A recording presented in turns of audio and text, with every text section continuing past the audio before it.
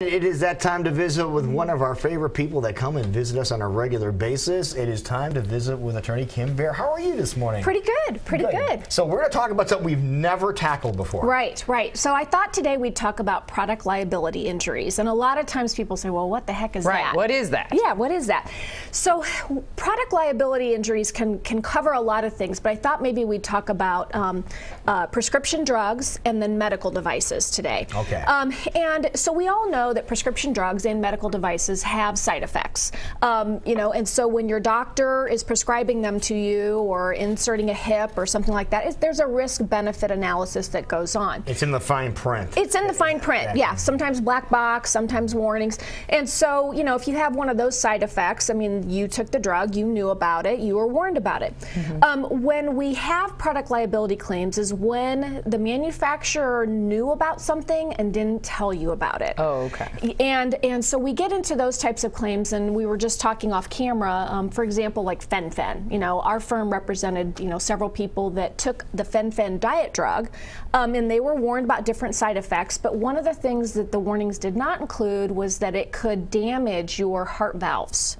And some of these people needed open heart surgery. We had some people die. I mean, so it was a serious complication. And this is something that the drug company knew exactly. was possible. They were able to, they came out and said they knew about it. Well, they file a claim, and then we look at all the company documents, and then that's when we see that they knew about it and they didn't disclose it. Okay. So that's really what you have to prove. You have to prove, one, that the drug caused this problem, and number two, that the company knew about it and didn't tell you about it or didn't warn you about it. Now, would that be that whole litany of things that you hear on some of these drug commercials where they say, hey, yes, this is your new drug, and by the way, and then they rattle off about 50 things. And that's exactly why they do that, because they want to make sure they've, this and this and this and this, and they're talking as fast as they can, So what I thought I'd do this morning is maybe just kind of highlight maybe 5 of the drugs or products that right now there's a lot of litigation going on, right, so that way people would know about it.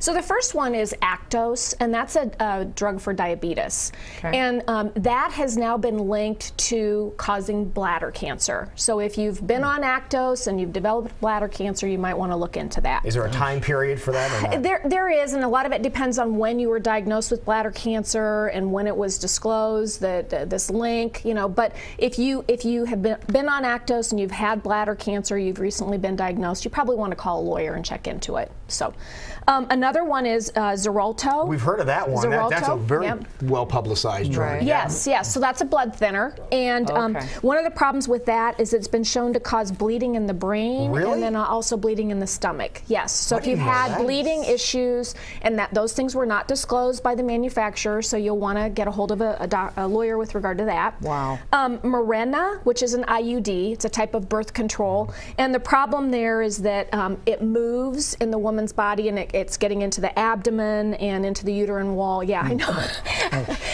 I'm looking at Jackie's face. It sounds pleasant. That's not a good thing, is it? I know. No, that is not a good thing, Lee. And following along those lines, there's the vaginal mesh We've heard about cases. those. You've heard about those. I'm glad you brought that up, because a lot of times you see national commercials where attorneys are saying, if you have this issue, call us because we're handling the case as a whole.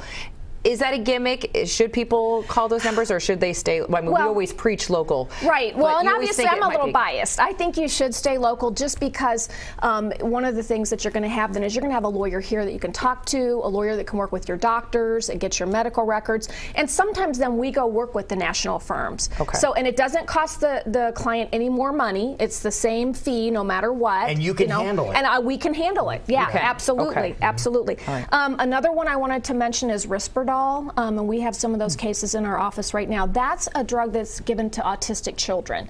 And the problem with that is in teenage boys, they were developing breast. And not small breast. I mean, so it's really, I mean, these poor boys already have enough on their plate, and then they're dealing with that. And then, of course, you hear a lot about hip replacements. And so, a lot of us as we get older need a hip replacement, but there are certain brands that have been linked to early failure. And as we all know, a hip replacement surgery is a big deal, and the last thing you want to do is have to undergo another one fairly quickly. And those manufacturers are Pinnacle, Stryker, and then Smith and Nephew. So if you've had a hip replacement and you might not know what the brand was, and if you've been having problems, just call a lawyer and look into it. It may be nothing, but it could be something. I was just going to ask if you take medications, is there a place you can go that you can see ones that are in lawsuit right now? You can do a Google search. You absolutely can just get online and look and see, okay, hey, I've got this problem. And, and it's interesting, some of the cases, we were having bone breaks, and some of the people that the cause of the bone breaks in women was due to a drug they were taking for osteoporosis. So sometimes, Wow. Defeats the purpose. Right. And having said that, prescription drugs and medical devices serve a good purpose. Right. It extends our life, it makes life easier, a lot of times it addresses, serious issues. And so drugs are something that's a necessary thing that we have to deal with. It only rises to the level of being a legal claim, though, if there is a side effect or a serious issue that you weren't warned about, and then the company knew about it. Sometimes the company didn't know. Sometimes it's just something that kind of develops and they had no idea, and then there'd be no claim there. So okay. All right, so those are the medical things that we're talking about. Those are the medical things that we're talking about. And we're talking about products here, right? Yes, products liability. Yeah. How many cases have you addressed so far with the hoverboards? Oh, has anybody tried that? No, I haven't. Really? Yeah, isn't that crazy? Because it looks like it's all over the news, but I haven't received any calls about the hoverboards at all.